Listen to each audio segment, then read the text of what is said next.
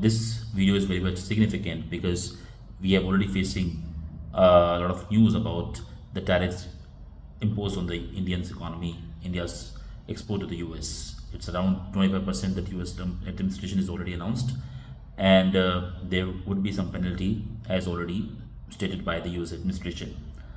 What we need to look at is on the numbers. The first thing is that what exactly the size of India's exports to the US in terms of the India's total exports market. We must know that India roughly exports around 80 to 85 billion dollars worth of goods to US, and this is roughly around 18 to 19% of total India's export market. So US is definitely significant, the largest player in India's exports, and we cannot ignore the US. At the same time, if we reverse the picture and we see what US exports to India and what exactly India is for the US markets, then we see that US exports around 40 to 45 billion dollars of worth of goods to India, and this is roughly around 2 to 3% of total US exports to India. If we compare it with China, then US imports from China around 450 to 500 billion dollars worth of goods, which is roughly around 7 to 8 times of total imports from India. So China is the biggest player, apart from the Mexico, which is also around the same.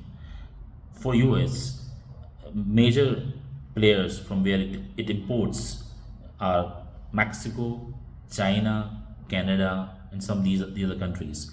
So most of these countries occupy 3 to 4 countries occupy around 50 to 60% of US total imports. So India is not a major player. India's ranking in terms of total US imports is 9th or 10th in terms of the total import markets, in terms of the US. But that is not the whole point. The point is that India may not be the major player, but India is a significant player. So India can still have its own say. India can still, can push certain things to the US administration. So I believe that the deal is going to happen, if not now, maybe after a few months. We don't need to jump into the conclusion or to the rhetoric, or there's already going on rhetoric about support locals, vocal for locals. Definitely, we always support locals if the prices are right, if the consumer can afford them. Because there's also price sensitivity we need to look at, point one. And point two, we have to think that what kind of export market US was for the India. India is not exporting everything. India is exporting majority in 4 or 5 things.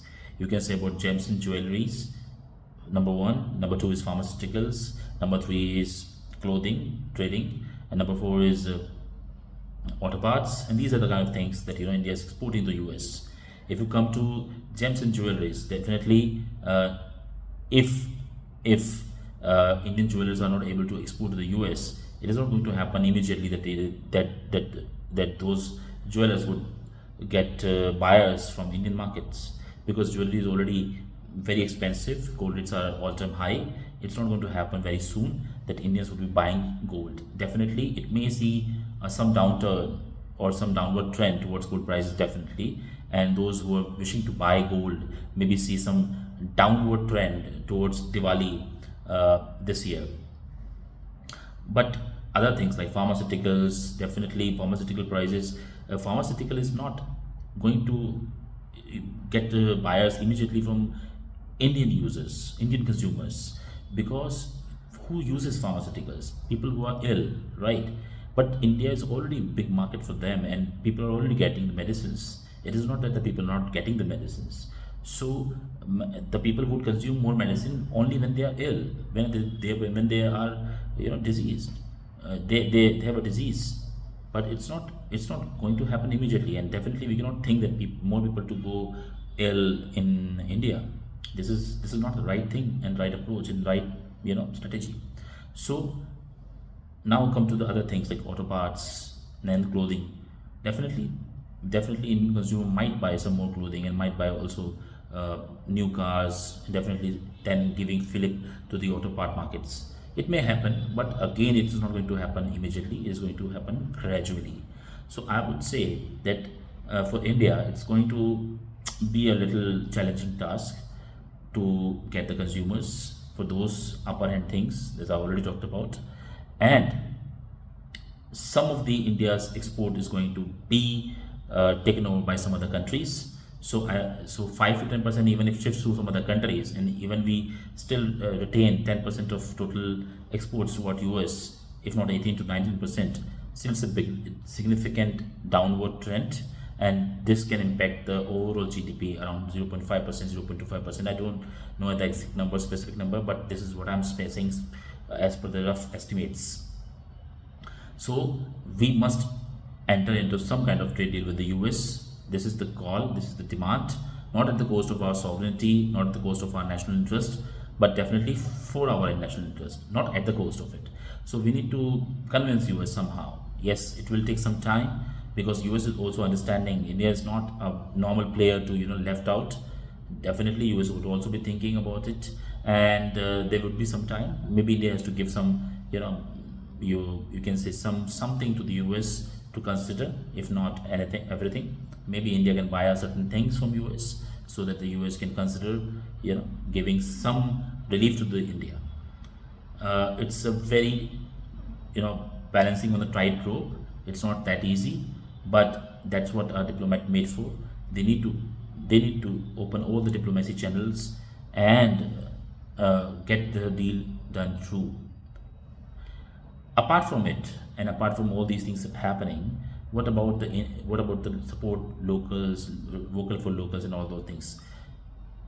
India has to increase its manufacturing base. We have to provide fillip, we have to provide impetus to the MSME sectors. It is not going to happen in a moment, or in just a few months. It is a long-term strategy. I think we missed the train, we missed the bus for the last few decades. But now, and for the next few decades, we must ride on this bus. We must be the manufacturing hub of the world. Only then we can rise. So for that, there should be long-term strategy. There should be strategies for 5, 10 years down the line, for 15 years, for 20 years also.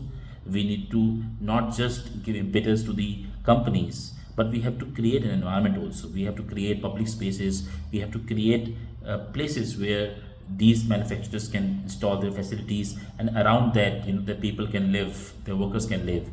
It's to provide the infrastructure basically very well. So India has to think long term, larger term, maybe around 50 years also. If India really needs to succeed, we need to think beyond 2047. It's just a small number, maybe 2047, 2047. It's just 22 years ahead, but we need to think about 50 years also. So only then we can reach to our goal of our developed nation. And developed nation is not just about developed nation. We have to be really a good technologically advanced nation as well. So all of us need to think about it, and Indian youth specifically. I would be urging at least those youth who are from some good backgrounds, who have some sort of backup in terms of money, and some sort of network already established due to their parents or their relatives already in business, or due to the fact that they come from a kind of background from colleges where they are able to get some good teaching, and they are able to get some good learning about businesses and good network also, so they can participate in this Make in India campaign. But at the same time, in government again needs to support all these people. So it's the next few decades are for India, definitely. Only when we make sincere efforts towards it.